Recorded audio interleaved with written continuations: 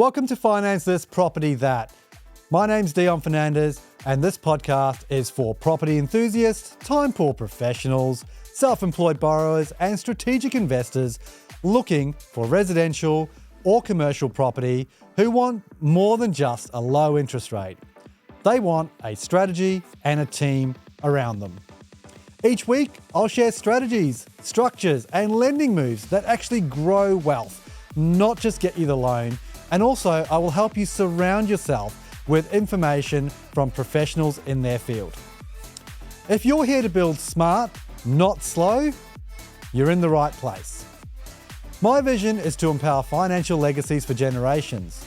I am a mortgage planner and finance strategist, and I work with doctors, developers, business owners, and high-income earners to build serious property portfolios. So without further ado, let's get into today's episode. Hey everybody, welcome to this episode of Finance This, Property That. Today, awesome episode, short, sharp, to the point. The 3-step framework for strategic property finance. I'm going to go through this with you all. Step 1, we're going to define the outcome. Step 2, we're going to build a lending strategy, not just get a loan. Step 3, revisit, recalibrate. Is your bank or broker actually doing this? Let's start at the top. Step 1, let's define the outcome. What does this even mean? Good question. Well, when I have a conversation with a client right at the beginning, at the discovery call phase, and we're trying to build something out, I ask the question, like, what are you actually trying to achieve? Because are you trying to just build wealth, cash flow, both? What are you doing? This actually helps me go back from the end goal and work my way back to the beginning to be able to strategize correctly. It's really important that we get this right at the beginning, because if we don't, it just causes more work and it could actually stunt the growth of your strategy anyway. The next part I also ask, and when we're talking about it, is what life stage are you actually in? Are you in your mid-30s trying to grow a portfolio aggressively where borrowing power is really the key thing, don't worry about rates. It's like, how much can I borrow? What's the best property value? Which bank's giving me the best value to release equity, go again. And then we get to a stage where we're just holding and letting time do its thing. Or are you close to retirement? Because they're two completely different strategies and we need to get people involved. So the outcome that you want is really important. And then the next part in that defining the outcome piece is you've got to think about the property that you're actually buying. Depending on the stage you're in, are you looking at a property that's actually going to help you buy the next one? Or are you towards the end of your acquisition journey and you just want the cash flow? Because then it doesn't really matter. You just need the cash flow going in, and the type of property then matters more. So defining the outcome is really, really important because it sets the basis. Because step 2 is then talking around building the lending strategy and not just getting a loan. I've said this in so many different podcasts. If you're chasing rate when you're going a portfolio, you're doing it wrong, because the rate will only get you so far. You need to look at valuations, borrowing capacity, and before you look at all that, it's like, who's got the policy? Actually, the policies actually determines everything else. Forget about the rate, because if you don't have the policy, the best suit your requirements, it's irrelevant. So building a lending strategy and not just getting a loan. Well, what does this even mean? Firstly, I'm going to break it down really simple. Who's on your team? You can't just have a bank or a broker. You need a variety of people. So the team that I have for my own, I've had to restart my journey. Obviously got a good finance guy. The team at Emerge Finance is amazing. And yes, even though I'm a broker, I can write my own loans with certain types of lenders. And the ones I can't write with, I just get my team to do it. But I'm pretty fortunate. 2, a good buyer's agent to help you find the properties. 3, a good accountant, because structuring for tax, asset protection, and future capacity is super important. Everyone wants to lend in a trust, SMSF. We go through all these harebrained ideas. But it's leveraging those opportunities when and if it's the right thing to do. And I can't give you accounting advice. I can't give you tax advice. I can't give you asset protection advice. I can only give you advice on the best way to structure debt. And then I collaborate with your accountant, financial planner to talk through that and why we're doing it and talk through the strategy, and then everyone's on board. So structuring, personal name versus trust, company trust structure versus SMSF, very important. Then you've got your financial planners who's going to build out the future. What does that actually look like? Some financial planners are really good. They're really pro-property. Some aren't pro-property. Look, it's fine. You just got to go with someone that you like, know, like, and trust. Simple. From there, obviously the finance side of things with myself is around choosing the right lender, not just the cheapest rate.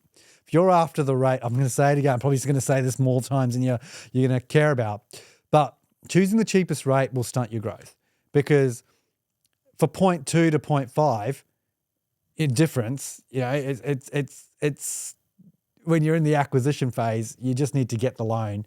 You got to go to the lender that's got the best equity or best valuation to release the equity, the best policy to give you the biggest borrowing capacity as well, and just acquire property.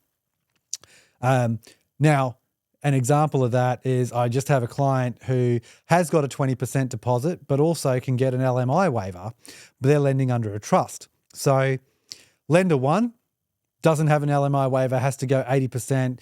The difference in the deposit's probably about 100 grand. The difference in rates probably 0.5.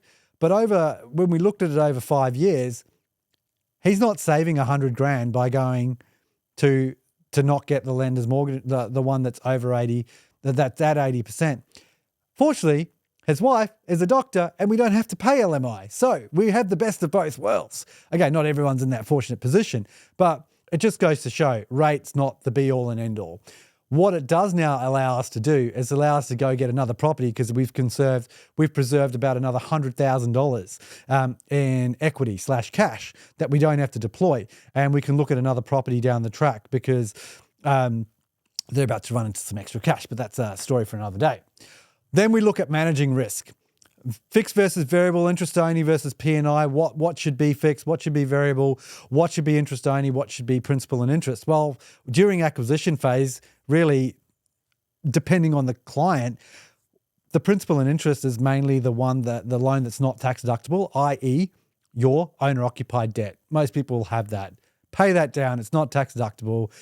Have multiple offsets against that owner-occupied property. So again, you got to choose the right lender, not just the cheapest rate. Not every lender has multiple offsets. The reason why you have multiple offsets is if you've got multiple investment properties, those offsets are offsetting your owner-occupied property. Therefore, you're paying less interest, you're paying off more principal, you're paying it off faster, you're generating more equity. But you're just having the rental incomes from those investment properties going into these different offsets. You're making the repayments for those loans associated with those rental properties from these accounts. And that's how you just work smarter, not harder. Interest only repayments mainly on anything to do with investments, because generally you'll be able to claim back the interest charge depending on the structures that you have, but also it helps with a bit of cash flow, and you want to pay off your owner-occupied property as quickly as possible because it's all post-tax repayments. So there's a few things around lending strategy about not just getting the loan. It's who's on your team, how you're structuring it, getting the right lender, not just the rates, and varying the types of loans and repayments and where your offsets are sitting. Step 3, and I think this is probably the most important step. Once you've got the first 2 steps done, you're already rolling. Now, I'm going to throw it to you, a rhetorical question, but this is serious. If you're with your bank, I am telling you, if you're just with a bank, they are not looking after your best interest. They don't care. You'll have to go and make sure the rate's done. You'll have to go get the valuations done yourself, and you have to ask. Also, if you're with a broker that's just a one-man band, they may not have the framework in place to do reviews, do extra valuations, etc., unless you're approaching them. So Some will only maybe do an annual checkup, maybe if you're lucky. But if you're growing, you probably need to do the checkups and recalibrate probably every 6 months, especially in that acquisition phase.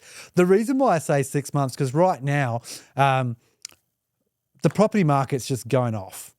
Values are just being changed. You know, your valuation between now and in 6 months' time probably will change, and sometimes quite significantly. And we don't want to miss out on any opportunities. But what's more important, with the rates going down, are you actually getting the best rates?